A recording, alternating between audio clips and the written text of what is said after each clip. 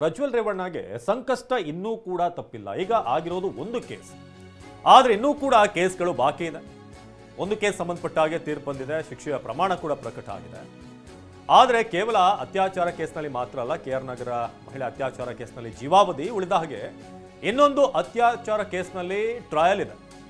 ಈ ಸಂಬಂಧ ನ್ಯಾಯಾಲಯದಲ್ಲಿ ಆರಂಭ ಆಗಿರುವಂತಹ ಟ್ರಯಲ್ 1/5/2024 ದಾಖಲಾಗಿದ್ದಂಥ ಅತ್ಯಾಚಾರ ಪ್ರಕರಣ.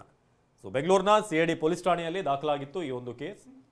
13/9/24 124 ಸಾಕ್ಷಿಗಳೊಂದಿಗೆ ಚಾರ್ಜ್ ಶೀಟ್ ಆಗಿತ್ತು.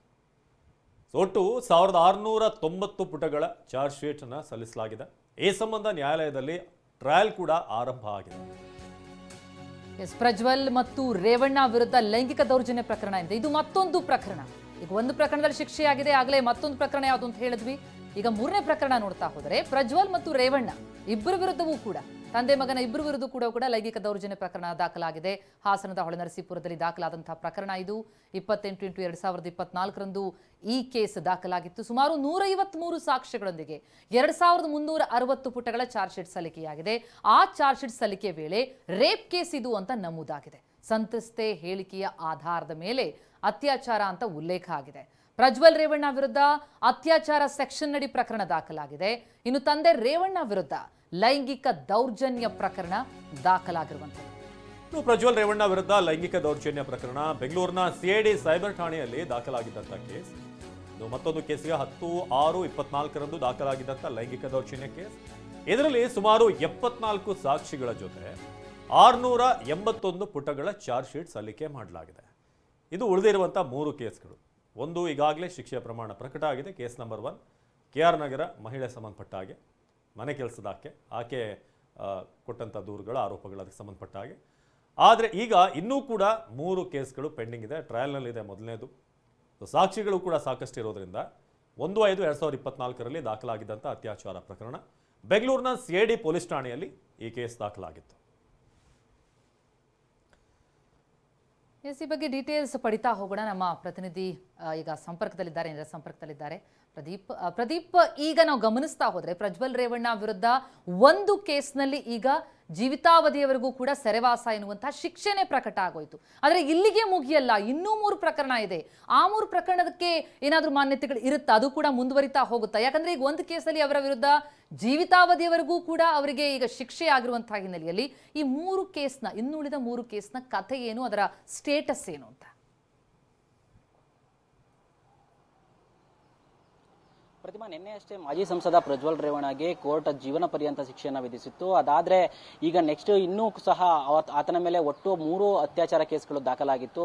ಅದರಲ್ಲಿ ಪ್ರಮುಖವಾಗಿ ಈಗ ಒಂದು ಕೇಸ್ನ KR ನಗರ ಮನೆ ಕೆಲಸದಾಕೆ ಮೇಲೆ ನಡೆದಂತಹ ಅತ್ಯಾಚಾರ ಪ್ರಕರಣದಲ್ಲಿ ಈಗ ಶಿಕ್ಷೆ ಪ್ರಕಟವಾಗಿರುವಂತದ್ದು.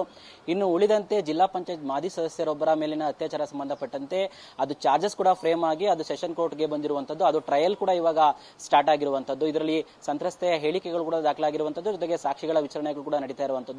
ಮತ್ತೊಂದು ಕಡೆ ರೇವಣ್ಣ ಮತ್ತು ಪ್ರಜ್ವಲ್ ರೇವಣ್ಣ ಇಬ್ಬರಂದ್ರೆ ತಂದೆ ಮಗ ಇಬ್ಬರ ವಿರುದ್ಧವೂ ಸಹ ಹೊಳೆನರಸೀಪುರದ ಮನೆ ಕೆಲಸದಾಕೆ ಹೊಳೆನರಸೀಪುರ ಪಟ್ಟಣ ಪೊಲೀಸ್ ಠಾಣೆಯಲ್ಲಿ ದೂರನ್ನು ನೀಡಿರ್ತಾರೆ. ಲೈಂಗಿಕ ದೌರ್ಜನ್ಯ ಅಪ್ಪ ಮಗ ಇಬ್ಬರು ಸಹ ಎಸಗಿದ್ದಾರೆ ಅಂತ ಹೇಳಿ ಈ ಪ್ರಕರಣ ಸಂಬಂಧ ಚಾರ್ಜ್ ಶೀಟ್ ಅಂದ್ರೆ ಈ ಎಲ್ಲಾ ಪ್ರಕರಣಗಳು ಸಹ CID SIDಗೆ ಹೆಗಲಿಗೆ ಬಂದ ನಂತರ ಚಾರ್ಜ್ ಶೀಟ್ ಅನ್ನು ಸಲ್ಲಿಕೆ ಮಾಡುವಂತಹ ವೇಳೆ ಈ ಪ್ರಕರಣದ ಸಂತ್ರಸ್ತೆ ಏನಿರ್ತಾರೆ ಆಕೆ ಪ್ರಜ್ವಲ್ ರೇವಣ್ಣ ಕೇವಲ ಲೈಂಗಿಕ ದೌರ್ಜನ್ಯ ಎಲ್ಲ ನನ್ನ ಮೇಲೆ ಅತ್ಯಾಚಾರವನ್ನು ಎಸಗಿದ್ದಾರೆ ಅಂತ ಹೇಳಿ 164 ಅಡಿಯಲ್ಲಿ ಸೆಕ್ಷನ್ 164 ಅಡಿಯಲ್ಲಿ ನ್ಯಾಯಾಲಯದಲ್ಲಿ ಹೇಳಿಕೆಯನ್ನು ನೀಡ್ತಾರೆ.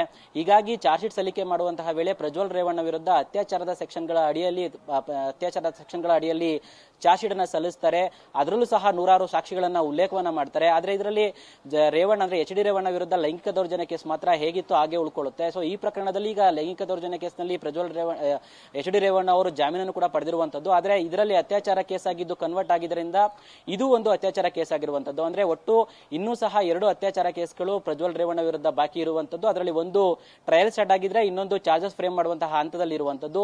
ಮತ್ತೊಂದು ಕಡೆ CIDಯ ಸೈಬರ್ ಠಾಣೆಯಲ್ಲಿ ದಾಖಲಾಗಿದ್ದಂತಹ ಲೈಂಗಿಕ ದೌರ್ಜನ್ಯ ಕೇಸು ಅಂದ್ರೆ ತಮ್ಮ ಮಗನಿಗೆ ಪ್ರತಿಷ್ಠಿತ ಶಾಲೆಯಲ್ಲಿ ಏನು ಅವ್ರಿಗೆ ಸೀಟನ್ನ ಕೊಡಿಸ್ತೀನಿ ಅಂತ ಹೇಳಿ ಒಬ್ಬ ಮಹಿಳೆಯ ವಿಡಿಯೋಗಳನ್ನ ರೆಕಾರ್ಡ್ ಮಾಡಿದಂತಹ ಆರೋಪದ ಅಡಿಯಲ್ಲಿ ಪ್ರಜ್ವಲ್ ರೇವಣ್ಣ ವಿರುದ್ಧ ಲೈಂಗಿಕ ದೌರ್ಜನ್ಯ ಕೇಸು CIDಯ ಸೈಬರ್ ಠಾಣೆಯಲ್ಲಿ ದಾಖಲಾಗಿತ್ತು.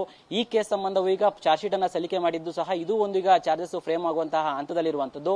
ಇದೆಲ್ಲವನ್ನ ಹೊರತುಪಡಿಸಿದ್ರೆ ಒಟ್ಟಾರೆ ಸಿಐಡಿಗೆ ನಡೆಸಿದಂತಹ ಒಟ್ಟು 6 ಕೇಸ್ಗಳಲ್ಲಿ ಈಗ 1 ಕೇಸ್ನಲ್ಲಿ ಶಿಕ್ಷೆ ಪ್ರಕಟವಾಗಿದ್ದು, ಇನ್ನೂ ಸಹ 2 ಅತ್ಯಾಚಾರ ಕೇಸ್ಗಳು ಮತ್ತು 1 ಲೈಂಗಿಕ ದೌರ್ಜನ್ಯ ಕೇಸ್ಗಳಲ್ಲಿ ಪ್ರಜ್ವಲ್ ರೇವಣ್ಣ ವಿರುದ್ಧ ಟ್ರಯಲ್ ನಡೀಬೇಕಾಗಿರುವಂತದ್ದು. ಇದನ್ನ ಹೊರತುಪಡಿಸಿ ಪೆನ್ಡ್ರೈವ್ ಕೇಸ್ಗೆ ಸಂಬಂಧಪಟ್ಟಂತೆ ಇನ್ನೊಂದು ಕಿಡ್ನಾಪ್ ಕೇಸ್ ಅಂದ್ರೆ HD ರೇವಣ್ಣ ಮತ್ತು ಭವಾನಿ ರೇವಣ್ಣ ವಿರುದ್ಧ ಇದ್ದಂತಹ ಒಂದು ಕಿಡ್ನಾಪ್ ಕೇಸು, ಹಾಗೆ ಹಾಸನದಲ್ಲಿ ಪೆನ್ಡ್ರೈವ್ ಅನ್ನು ಹಂಚಿಕೆ ಮಾಡಿದ್ರು, ಈ ಒಂದು ಕೇಸ್ ಸಂಬಂಧ ಅಲ್ಲಿ ದಾಖಲಾಗಿದ್ದಂತಹ ಪ್ರಕರಣ ಏನಿದೆ, ಈ ಪ್ರಕರಣದೂ ಸಹ ಈಗ ಈ ಚಾರ್ಜ್ ಶೀಟ್ ಅಂದ್ರೆ ಇನ್ನು 15ರಿಂದ 20 ದಿನದಲ್ಲಿ ಈ ಪ್ರಕರಣದ ಚಾರ್ಜ್ ಶೀಟ್ ಅನ್ನ ಸಲ್ಲಿಕೆ ಮಾಡುವಂತಹ ಹಂತದಲ್ಲಿರುವಂತದ್ದು. ಒಟ್ಟಾರೆ ಸಿಐಡಿ ಕೇಸ್ನಲ್ಲಿರುವಂತಹ 6 ಕೇಸ್ಗಳಲ್ಲಿ ಇದಿಷ್ಟು ಈಗ ಸದ್ಯಕ್ಕೆ ಸಿಕ್ಕಿರುವಂತಹ ವಿವರ. ಇದರ ಜೊತೆಗೆ ಪ್ರಜ್ವಲ್ ರೇವಣ್ಣ ವಿರುದ್ಧ ಮತ್ತೊಂದು ಅತ್ಯಾಚಾರ ಕೇಸ್ನ ಟ್ರಯಲ್ ಸ್ಟಾರ್ಟ್ ಆಗಿದ್ದು, ಅದರದ್ದು ಸಹ ಯಾವ ರೀತಿಯಾದ ಶಿಕ್ಷೆಯಾಗಿ ಪ್ರಕಟವಾಗುತ್ತೆ, ಇದೆಲ್ಲದಕ್ಕೂ ಯಾವಾಗ ಇನ್ನು ಬಾಕಿ ಉಳಿದಂತಹ ಏನು ಕೇಸ್ಗಳಿದೆ ಟ್ರಯಲ್ ಯಾವಾಗ ಸ್ಟಾರ್ಟ್ ಆಗುತ್ತೆ ಅನ್ನೋದನ್ನ ಕಾದು ನೋಡಬೇಕಾಗಿದೆ. ಪ್ರತಿಮಾ, ಥ್ಯಾಂಕ್ ಯು ತಮ್ಮೆಲ್ಲ ಮಾಹಿತಿಗೆ.